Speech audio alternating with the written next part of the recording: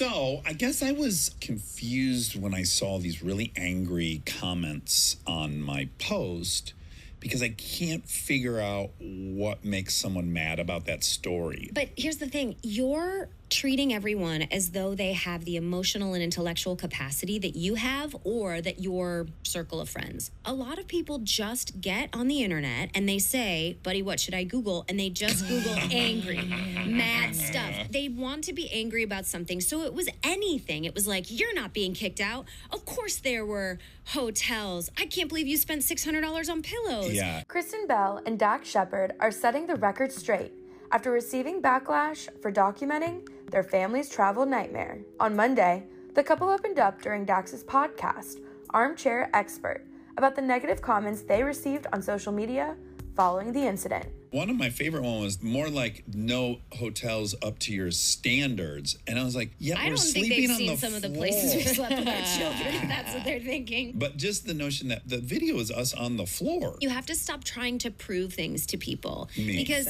it happens everywhere. It doesn't just happen to us. It happens to every single person, no matter how known you are on social media. Someone makes a comment and you just have to ignore them because they're not on your level. People suffer from outrage addiction. I concede all that. And I'm not trying to change anyone, but I am always going to try to figure out what's actually going on underneath of that. That is always going to interest me, and I'm always going to want to figure out someone's motive for that. And I guess my conclusion after this, which you guys may or may not agree with, it was so hostile and angry that I thought, this has to be part of the political schism. We have to somehow just represent liberals, and no matter what we would do, it would be proof that we're crazy or stupid or whatever. The 43-year-old Good Place actress went on to share why she believes the controversy really struck a chord with people, and how she doesn't have the, quote, time or energy for the comments. And I don't know why you'd be so mad unless we just symbolize liberals. You're not taking into consideration that it could be one person that has 80 accounts. I think we're giving it too much thought. Also, there are people that are unhappy. Humans desire an us and them. It's in our software. We have to fight it all the time. And lately, people are just arbitrarily choosing the us and them. It felt like somehow we got filed into a lot of people's them. Ultimately, it's not about us. It's about the person making the comment. People are going to make shitty comments, and the more time and energy you give to thinking about it, the more they're justified to do it. I don't really think about it. On July 27th, Kristen shared behind-the-scenes peeks at the ordeal on her Instagram story, revealing how she, Dax, their 2 daughters, and other loved ones were, quote, stranded at the Boston airport for 9 hours due to flight delays. Luckily, they made the best out of their tough situation, which Dax explained on his podcast why they couldn't get any hotel rooms for he and the 7 other people they were traveling with.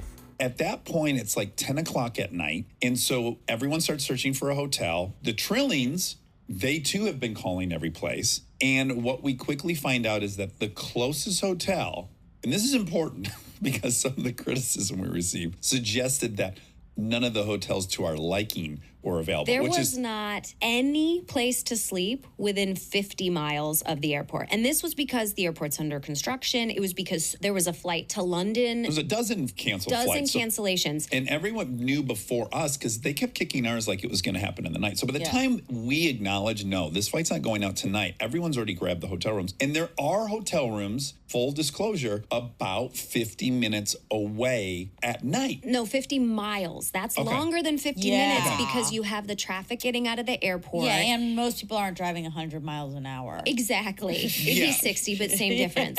But the point I'm trying to make is at 11 o'clock at night, we can get there in an hour. But we have to recognize that with all the tunnel closures, that coming back in the morning is going to be at least a 2-hour commute. I'll sprinkle on top of this. We've got 8 people, so we can't just take one tiny room. We have to have 2 rooms. I mean, I guess we could have 1 room, but then the hotel sometimes asks you how many people are staying there. And if I was like 8, I don't know if they'd be down for that. And at that point, they're telling us that the flight's going to take off at 8 in the morning. So I was instigating this, I think. I was saying, look, let's just sleep here on the floor. Plus, it was kind of exciting. We were like, girls, we're sleeping at the airport. They were like, what? This is camping. This is so cool. We're like, we're going to go to that shop before it closes. And again, we had 8 people, so we had to buy everyone a little neck pillow and a blanket. They're not cheap. Those blankets and pillows at the airport that are made of styrofoam are $35 a piece. Oh, they made a fortune. Regardless, we lay down. We have a great attitude. And I think the video we posted is us partying. Like, it's going to be a fun camping experience inside the Logan Airport, and we play a round of spades. We're having pretzels for dinner. It's great. Some kids fall asleep. Now it's like 11.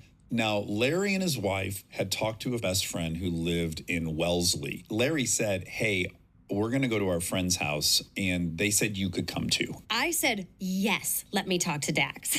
That's right. And then I'm a lot more codependent, so I'm like, I'm not showing up at stranger's house with 8 people, 4 kids. Now this is where I'm switching to like, let's just fucking commit to this and do this. Let's stop coming up with other plans. Let's just go to sleep. It'll be fine. I've slept in the airport a bunch of times. So Larry and Jen leave. They leave at like 11 o'clock at night or something. Someone comes and tells us, hey, they're going to kick you out of here at 1 a.m. TSA is going to come kick you out. There's so many people sleeping in the airport. At that point, I don't believe this random woman who told me that. The famous couple, who have been married since 2013, had a more successful vacation with their kiddos earlier in July, when they met up with a slew of celebrity pals in Idaho. Kristen posted a now viral photo of the star-studded crew eating dinner together at the time, with A-listers including Jennifer Aniston, Jason Bateman, Courtney Cox, Adam Scott, John Mulaney, Olivia Munn, and many more, all smiling at the table. She also gave some sweet glimpses at her and Dax's quality time with their daughters. Kristen and Dax love keeping it real when it comes to mom and dad life. Back in October 2021, they chatted with Access Hollywood at their Hello Bello diaper factory in Waco, Texas, and revealed their parenting superpower. What parenting duty are you most likely to pass off on the other one? I don't think there is any. We both do all the stuff. We both do all the stuff, but we also have really strong lanes. Like, I love being in charge of the food and what we're making for dinner and what's going in the lunch, and he loves being in charge of making sure their little track bikes are serviced so they can go on motorcycle rides in the evenings. We do have definite lanes that, we don't pass off much. Yeah. I'm in charge of adventures. Yeah. And you're in charge of their overall health. Yeah. Which is important. That's great. What a team. We're both in charge of snuggling. Yes. Do you have a secret hidden parenting talent? His is patience for sure. Good.